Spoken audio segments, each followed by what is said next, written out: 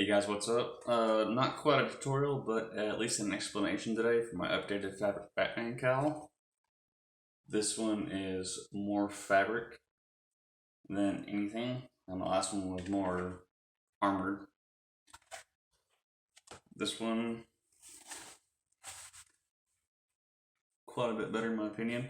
It is modeled after the first appearance, so the ears kind of go back. And I've got some Velcro here in the front, sewn at the bottom. You can pull it back like that, and it lays quite a bit flatter and just looks all around better in my opinion. But yeah, it's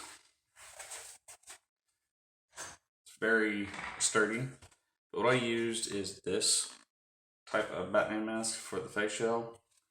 I dremeled off the ears, just kind of went up and like that, and then made my own EVA foam Batman ears, glued it onto it.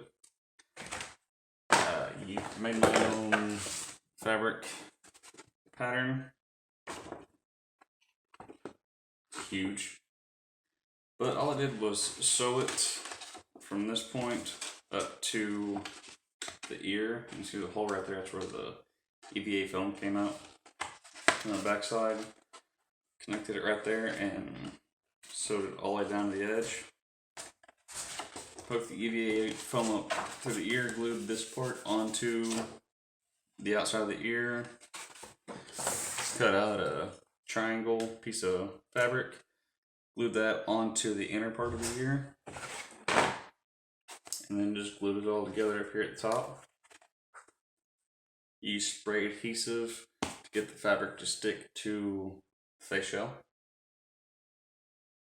Yeah, that is it. If you guys want a more in-depth tutorial, if I make another one, drop a comment down below if you guys want to see another tutorial. The templates will be available eventually, not sure when, but yeah, you guys have a great one.